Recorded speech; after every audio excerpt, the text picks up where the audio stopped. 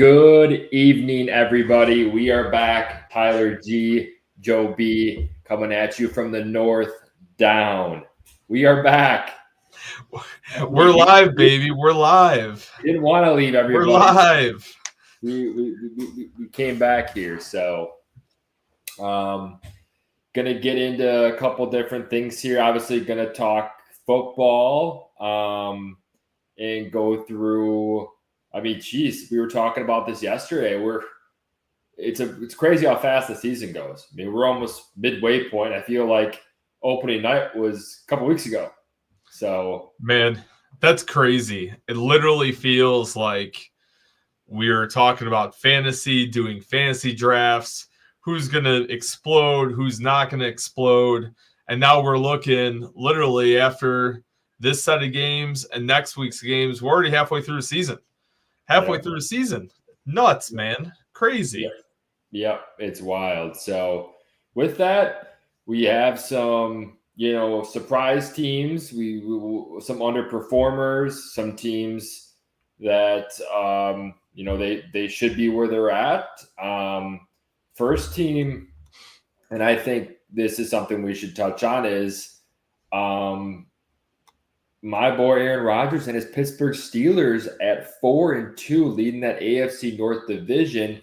And actually, I brought this up when Rodgers was acquired by Pittsburgh. You go back to that video, I made the claim that Rodgers was going to be an MVP candidate this year, and I still think he is. 14 touchdowns to 5 interceptions, 4-2 record. What are your thoughts? What's your thoughts on that? What's your surprise team? What's even crazier is you look at that last week's Thursday night game, that shootout between him and the Steelers and the Bengals and good old Joe Flacco. Yes. If the Browns didn't make that trade, if the Browns did not trade him over to the Bengals would have got mopped up. And then you look at that division, literally, you pull up that division, there's nobody within a couple wins. You would have a 2-win Bengals team, a 5-win Steelers team. You got 2-win Browns, 1-win Ravens. Talk about a surprise. Surprise on the flip side that we could touch on later. Obviously, Lamar Jackson being out, but that team is not – Ravens aren't a bad team. To be 1-5, and here the Steelers should have ended up winning last week. Flacco was just on fire, broke records with Jamar Chase, and that was the first solid week for me in fantasy, figuring I picked him up as my number one pick in one of my leagues, and he went off on receptions. He was targeting machine. They threw to him a lot, and literally he was untouchable. So to put that in perspective, like Rodgers really – kudos to him. And did you get a chance to watch that game last week, Ty? I did. And Pittsburgh should have won that game. But yeah, they're a surprise team. I wouldn't say surprise, because they got Tomlin, and I thought they were going to win. They're going to be the winning end this season. So and again, a big game. My Packers, Jordan Love, Rodgers, head-to-head Sunday night, probably the game of the week, and I read a stat yesterday, like the Packers have not won since like the 1970s. In Pittsburgh, they haven't won since literally I think 70s or 80s. It was like 70s. I think they've lost all these consecutive games in Pittsburgh. Mind-blowing. So history is not on our side. So, is there another surprise team on there for you? There's maybe one more for me. And I think so. There's definitely a surprise team for me, and it's also in the AFC South. Easily, in my opinion, the number one surprise team in all of the NFL this year. The 6-1 Indianapolis Colts. Daniel Jones, the guy that literally couldn't even catch a cold in New York and just got all that money in New York and didn't do well. Wasn't ever a good quarterback. And here he's on Indy running it with essentially Jonathan Taylor is the only, in my opinion. You got Tyler Warren, which going back to my rookie of the year candidate for Colston Loveland, which he hasn't gotten any targets, but looking at Tyler Warren, absolutely killing it. Killing the game over there. Pulling the Brock Bowers type rookie year over there in Indy. You got the running game, Jonathan Taylor, putting up crazy fantasy points every single week, running all over everybody, 2-3 touchdowns a game. Unreal. How is that? Who would have ever saw that coming? Yeah. Leading the league. Honestly, you want to resurrect your career as an NFL player? For all you New Yorkers, just get the hell out of New York because I tell you, the career's going to die. Look at Rodgers. He got out of New York. Now Daniel Jones got out of New York. Geno Smith? Out of New York. Geno Smith. It's like Sam Darnold. Yes, Sam Darnold. You go on the list, you just keep popping in your head, and it's like, get out of that dumpster fire of New York because those teams just can't figure it out. Especially the Jets. I mean, every year. I mean, I feel bad for some of these head coaches like Saleh and now the coach this year. Can't think of his name. But even Brian Dable. Yeah. Coming from a powerhouse Buffalo team going to New York Giants, and Giants haven't done that bad, but still it's like you feel bad for any of those guys that go to New York. And it's so crazy to think that here you have two teams that are consistently underperforming or bad or can't develop.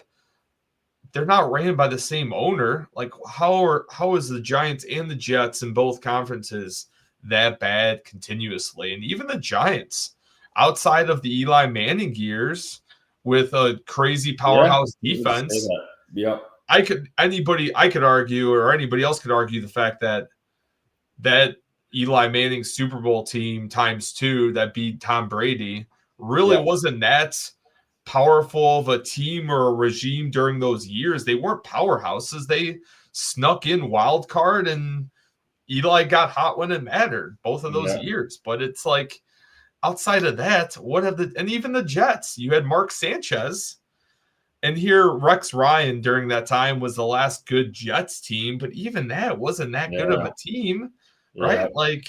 It's, I don't know, it's crazy. So it's got to be. It's bigger than the players. It's bigger than the coaches. It stems from the top down, right? It seems 100%. Like we repeatedly see this every year. But also too, to stay in the AFC, and honestly, looking at the NFC, I'll come back to the AFC in a second.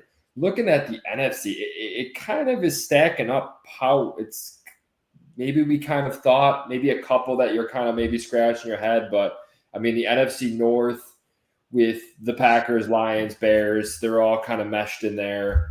And then you got Philly at the top, Tampa Bay up there, San Fran, and so kind of the teams that we thought would be there are there. A lot of things can change, obviously, but the New England Patriots in that AFC East.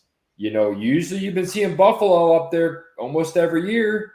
And now you got MVP caliber Drake May leading the charge. The New England Patriots are back, baby. They're back. I mean, Buffalo Bills might have had their window. That New England Patriots team is a good ball club. Damn good ball club. And it's crazy to think what Vrabel is doing to May and then just that overall team. You watch some of these post-game interviews and post-game locker room stuff, and these players love Mike Vrabel to death. And you've always heard that too. Like you heard players during the Tennessee days, players really loved Mike Vrabel. They fought for that man.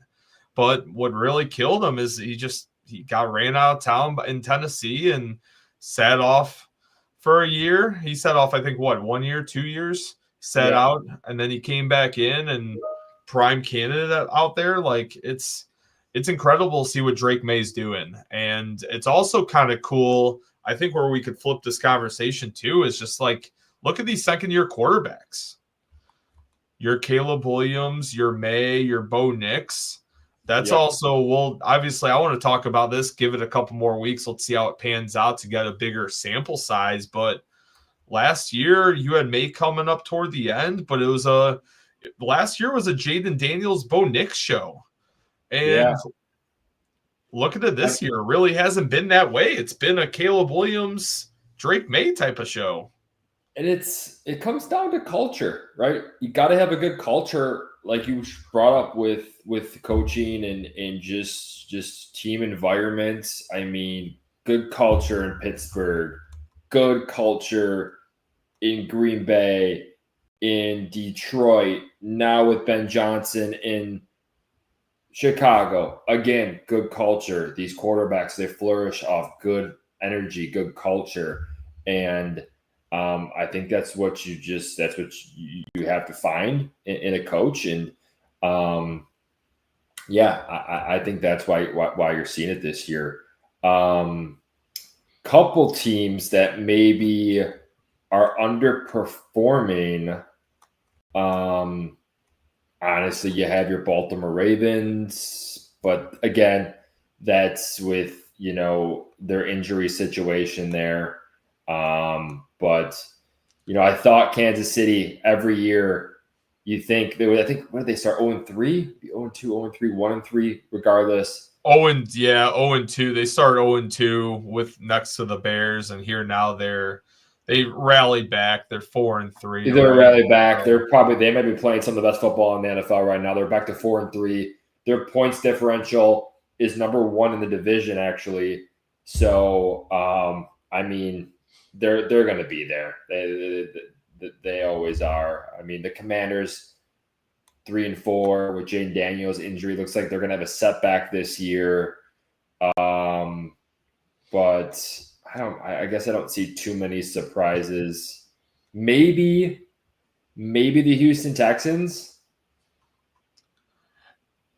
Texans has been a weird one because think of it. 2 years ago, CJ Stroud came in the league, was the hot boy in the league, was killing it. Rookie of the year, started tearing it up. And then last year was a horrible sophomore drop. It was a sophomore slump for sure. And look at this year, starting off 2-4. And what's crazy is that team was just so good 2 years ago with a great offense, a great defense. They still have the same players. They still have the same weapons on offense, all the stacked wide receivers deep. And what have they done? They haven't done anything, which is a big shit. It's kind of scary in such a weak division. Houston's just not that good of a team. And you wonder what's going to happen with Stroud. Is Stroud eventually going to get a big deal? Or are they going to try to dump him or move on? Or, he's a franchise-type quarterback, but was it just a one good year that's going to keep him going? And or the hype around him? And now, because Stroud really hasn't done anything. It's hard to find good quarterbacks in the NFL. Usually the first person that goes is that head coach. That's the first chop. Another coach that may be chopped this year. And I mean, it seems like Miami Dolphins are in the same position every year, but Mike McDaniels, I mean, he's got to be on his last leg here because year after year, he's just not delivering. And Tua is not the answer in Miami as well. He just, with his concussions, he's regressed. I don't even know if regression is the right word, but he's done for. Tua's done. There's maybe a backup quarterback somewhere he could be, but Miami's going to be in rebuild mode pretty quick here. So if they were smart, they would start dumping off your Waddle, especially with Hill going down. That was the icing on the cake, a potential career-ending injury with his leg. For a speedster, older guy, he's been around the league for a hot minute, right? Like, they got to dump Waddle. They just need to start dumping some of those weapons, start gaining some draft capital, start tanking a little bit, and just getting younger because they don't have the pieces. And Tua's not even a qualified backup. You're better off finding some other guy, some young guy that wants to fight for a backup spot and learn and grow versus Tua. Tua's getting older now, right? He's been in the league since he came in that 2020 class. Been in for what? Pulling up on, you got what, 5 years, 6 seasons? So literally 6 seasons now. He's got his deal. He's got his money, concussions. Just move on, Tua. Move on. Yeah. Move on. Take care of your family and just move on with your life. I agree. So mid-season, since you're a Bears fan, a Packers fan, give us a little breakdown of the Bears. Where do you see how they started, where they're at? I know it's still kind of a young season because we're not quite at the halfway point, but how do you feel where you're at, where you're going, and how do you think, the season is going to conclude with them? Totally. And I think it's too early to tell. And that's the beauty of football, is you really don't know what's going to happen. We're only 6 games in, plenty of football left. You look at the Bears last year, they started off the same damn way. And then here they lost, 9, 10, 11 straight or whatever it was. And just downfall after that Hail Mary against Washington that Tyreek Stevenson was mocking the crowd and didn't cover his guy. Like, that was the downfall of that team last season, and the locker room was shot. But you look at this team, it's a brand new coaching regime with Ben Johnson leading the way, and culture's everything. His videos every week are phenomenal. I constantly find myself watching this stuff, but you look at it, they're 4-2, losses to start the year at 0-2. You had Monday Night Football loss against Vikings that I was at, and that they choked at the end. They literally let McCarthy come back and lead the way and completely kill it. So realistically, they should have had that win there. You had the blowout to Detroit. I think that was the eye-opener there. But as of now, nice little statistic from the other day. They're the only team that has scored at least 21 points in all 6 of their games this year. So they're ranked top 10 in offense in scoring, averaging just over 25 points a game. I think that's big. To start off, it was a little shaky. They couldn't find their identity in the run game. Now they're starting to run the ball a little bit more, posted up damn near almost 200 yards the last 2 games. Huge, right? So they're running the ball. Caleb Williams isn't really turning the ball over. I think that's a big thing. He needs to fine-tune some of his easy passes, the little dump-offs, the short balls, the simple throws that any quarterback should consistently make. So that's where he sits there. But outside of that, defenses come in, turnovers, lead the league in takeaways at, I believe, 16. Right off the bat, they're getting a lot of interceptions. They had 3 straight games of at least 3 turnovers. So they're turning the ball over on defense. Dennis Allen's doing a great job. And you look at the rest of the season, you got Baltimore this weekend, that if Lamar Jackson doesn't play, that should be a pretty solid chance to win. If he does, let's see how the boys do, right? And then you got Bengals, Giants, Vikings. Literally, you could really this team could really go potentially 7 and start off 7-2 and be right up there with the Packers and Lions. So, I mean, I wouldn't be surprised if your Bears make a you can make a trade for maybe an HM, or even what would look great on that Bears team is a Kenneth Walker would look good on that team. But I could see them making a push maybe for a running back. But I see the Bears. I mean, Ben Johnson's there now. I just see them slowly improving as the season goes on. I think the Packers, I think the Lions, I think the Bears all sneak into the playoffs. I think the Bears sneak in as the last wild card team.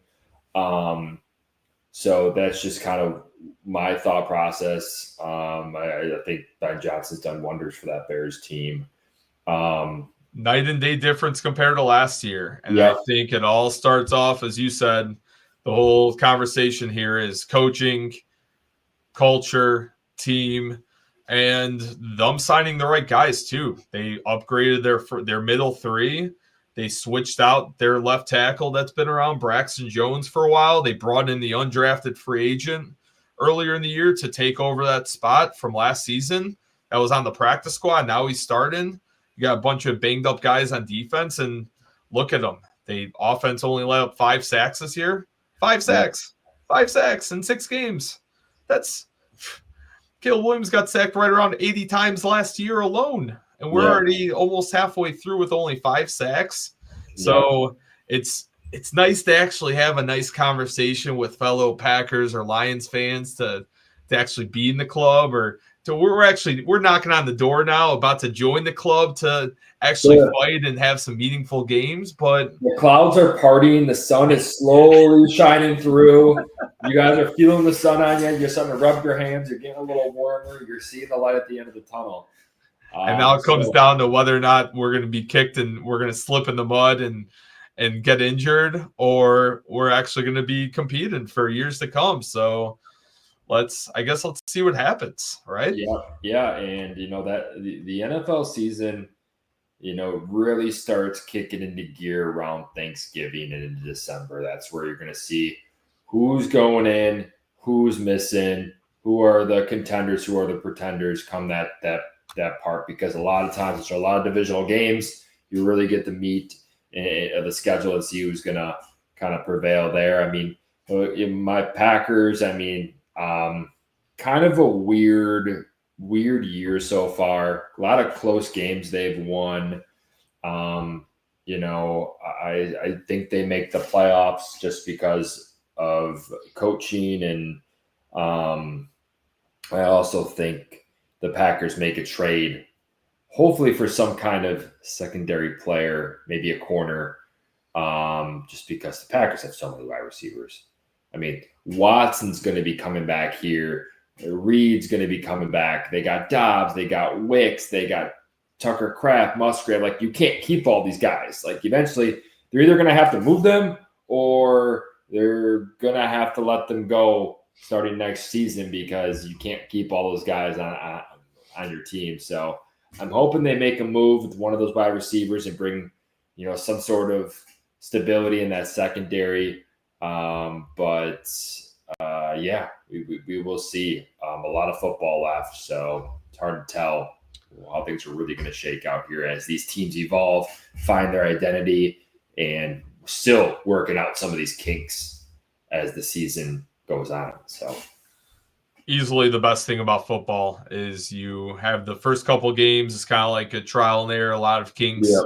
And as you go on, it gets a little sticky, right? You got to see who the true colors are and who's performing, who's not. And like you said, the Packers, man, losing to the Browns already this year. I believe Browns' only win, I think from what I saw.